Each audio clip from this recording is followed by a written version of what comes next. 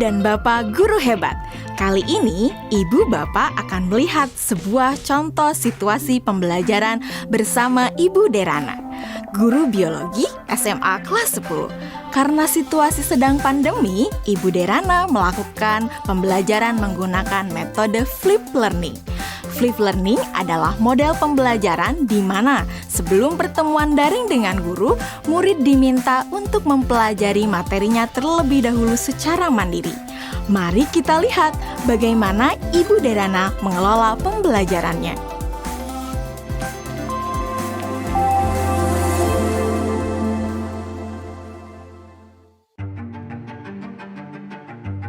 Sebelum mengajar, beberapa hari sebelumnya, Ibu Derana tentu melakukan persiapan terlebih dahulu.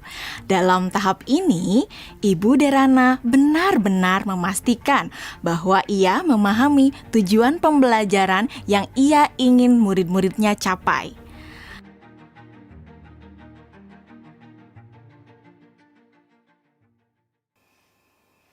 Kemudian, Ibu Derana mempersiapkan bahan dan sumber belajar yang berusaha ia sesuaikan dengan kebutuhan belajar murid-muridnya.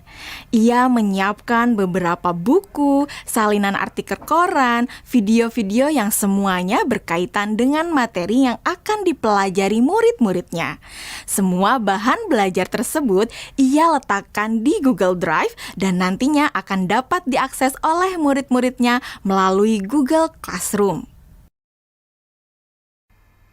Ibu Derana lalu mengkomunikasikan kepada murid-murid melalui WhatsApp Group untuk mengingatkan mereka mengakses Google Classroom mereka. Tahapan ini dilakukan sebelum Ibu Derana bertemu dengan murid-murid di Google Meet. Beberapa hari setelahnya, sesuai dengan jadwal, Bu Derana melakukan pertemuan secara sinkron dengan murid-murid melalui Google Meet. Selamat pagi anak-anak. Oke, senang sekali ya kita sudah bisa bertemu kembali pada sesi sinkron hari ini.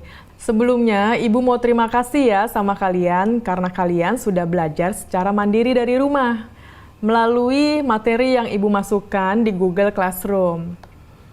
Nah, kalian sudah mempelajari semua yang ada di Google Classroom? Sudah. Oke.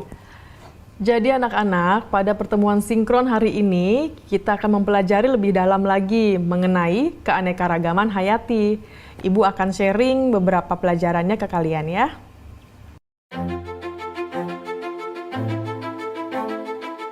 Nah, anak-anak, sekarang Ibu ada pertanyaan. Jawab pertanyaan dari Ibu ini ya. Tingkat keanekaragaman hayati mana yang paling penting dilindungi terlebih dahulu? Mengapa demikian? Keanekaragaman hayati karena ada sumber daya alam tersebut sudah dipastikan lebih terjamin, Bu. Kesehatannya juga fungsinya juga sumber daya alam hayati ini juga lebih sering digunakan dibandingkan dengan sumber daya alam non hayati karena lebih terjamin. Seperti itu, Bu, jawaban dari saya. Oke, jawabannya bagus sekali itu ya. Itu lengkap banget jawabannya. Yang lain sudah mendengarkan dan sudah memahami apa jawaban dari Dwi Melati? Sudah, Bu. Oke, sekarang kita lanjut ke pertanyaan selanjutnya ya anak-anak ya. Kapan terancamnya keanekaragaman hayati ekosistem dapat mengancam keanekaragaman hayati spesies dan genetis? Dan kenapa jawabannya seperti itu? Kalian bisa menjawab pertanyaannya melalui kolom chat ya. Selama sesi sinkron, Ibu Derana memberikan pertanyaan-pertanyaan lainnya yang dapat memperkaya materi dan pemahaman murid akan konsep.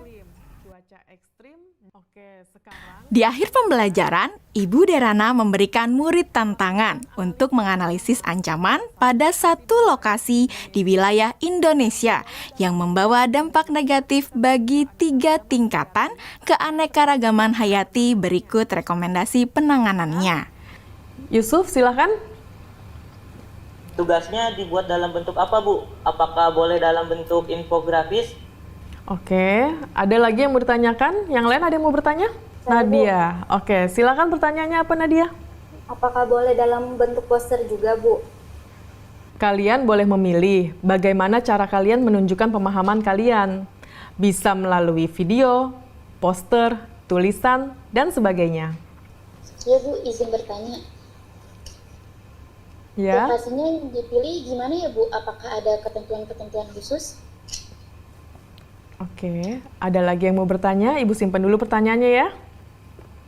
Bu, saya mau tanya, apakah untuk mengerjakan tugas ini kita harus datang ke lokasi tersebut, Bu? Oke, untuk lokasinya tidak perlu datang langsung ke lokasi tujuan ya. Jadi kalian bisa mencari langsung itu melalui online.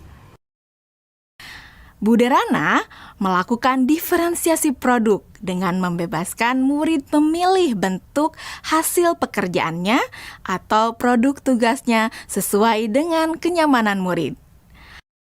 Anak-anak, tadi Ibu sudah sampaikan ya bahwa hasil pekerjaan kalian dapat dibuat dalam berbagai bentuk produk. Artinya, kalian boleh memilih apakah kalian ingin menyampaikannya dalam bentuk poster digital, website, video, blog, presentasi PowerPoint, dan sebagainya. Nah, sekarang silahkan kalian sesuaikan dengan minat dan kenyamanan masing-masing. Namun demikian, kalian harus memperhatikan bahwa yang akan Ibu nilai adalah apakah kalian dapat menganalisis ancaman pada satu lokasi di wilayah Indonesia yang membawa dampak negatif bagi 3 tingkatan keanekaragaman hayati. Berikut rekomendasi penanganannya. Jadi, poin-poin kriteria yang akan dinilai akan berkaitan dengan hal tersebut. Nah, agar kalian bisa memahami dengan jelas tentang kriteria penilaiannya, mari kita diskusikan kriteria penilaian tersebut bersama-sama ya. Bagaimana? Setelah anak-anak jelas dengan kriteria penilaiannya, maka kemudian Ibu Derana meminta anak-anak untuk bekerja secara asinkron. Selamat tenggat waktu pengerjaan tugas untuk membantu murid-murid yang masih mengalami kesulitan. Ibu Derana menyediakan slot-slot waktu tertentu untuk berdiskusi secara individual maupun secara kelompok kecil. Saya ingin konsultasi, Bu. Iya, boleh. Bu Derana memberikan waktu kepada murid-murid lainnya untuk dapat mengkonsultasikan draft yang mereka buat. Ibu Derana juga memastikan untuk memberikan umpan balik terhadap pekerjaan yang dibuat oleh murid-muridnya. Ibu dan Bapak Guru Hebat, demikian video singkat salah satu contoh penerapan pembelajaran berdiferensiasi. Tetap semangat Ibu dan Bapak Guru Hebat.